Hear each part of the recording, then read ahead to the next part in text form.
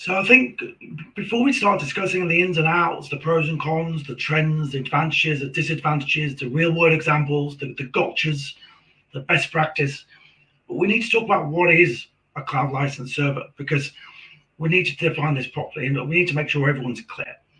And long story short, this is a cloud-based service from Revenera, which helps you bring into the modern world a much more efficient and optimized way for server management, really for removing the need for local license management, to harmonize and kind of bring together all your license operations into one place, but at the same time, give you that opportunity to streamline your DevOps, bring flexibility, but also add the need for change within the business, because any business will change over the years.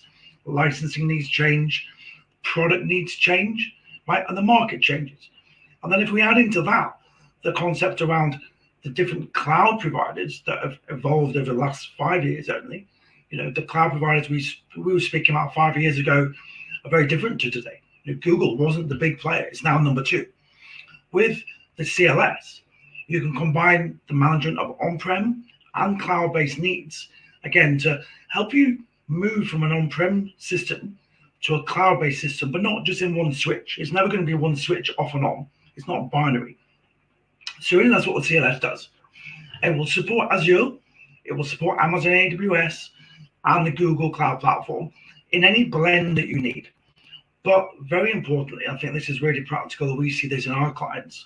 You do retain legacy support, right? So legacy for non-cloud workflows, because you'll have invested a lot of effort, a lot of time in making those productive.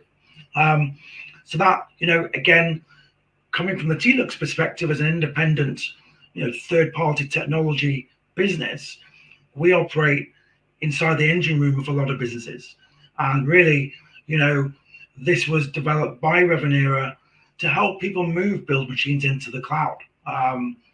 Rob, any insight from inside Revenera, right? You're the guy on the inside, I know this was developed to help the InstallShield clients, and I think it's we're going to probably mention it later, but it's in addition to certain InstallShield versions, right? It's not a replacement for anything, right? That's probably a fair comment. Absolutely, Crispin. Usually that use case is companies don't want to take the time to upgrade every single installer. And so there may be instances where they just need to make a minor change, maybe a registry entry, new desktop shortcut, something like that. They're not going to go through the time and effort, the Q&A to go and actually upgrade that entire project to a current release. So some of the older products kind of stay where they are, maybe in a more of a heritage standpoint. When they have the need for new products, or maybe key products that do need new features, new functionalities, that's at what point they would take advantage of maybe a cloud license server or a different technology available in the marketplace. Right. And also, there's security considerations, right? Keeping servers updated. What Revenera is going to do is help take over that for you, right? Reduce your need to manage all these things in the practical world. Great point. And to be clear, all that Revenera is involved in with a hosting is the check-in and check-out process. There's no access to data, no access to projects, information of that nature. We're merely facilitating the check-in, check-out process, eliminating the need for physical machines and maintaining those physical machines for our customers. So it definitely has that advantage. So no maintenance really for the kind of new clients, no security patching headaches, with all the headaches we know the DevOps guys have as well today, right? We're trying to remove them from that situation. That's right. Most of those customers are already managing multiple license servers for other tools that they use in a concurrent model. So just one more license server to manage might seem trivial, but for a lot of customers, that could be the break point. So there's a relief when they hear they don't need to manage this solution internally. And I think the last thing I'll mention on this is, as TLUX, we work a lot with software vendors, right? We help them get their installers in good order to throw them over the fence to the enterprises, who we also work with, right? Tell them, be like yourselves at Revenera and Flexera on the two sides. And what we find is that they really, it's quite lumpy the way they do these kind of projects, right? So a product might have 4 releases a year, right? Once a quarter. There might be some hot fixes and patches in between, and we'll maybe talk about those on another day. But whatever the project needs are, they're quite acute when there's a software release being developed.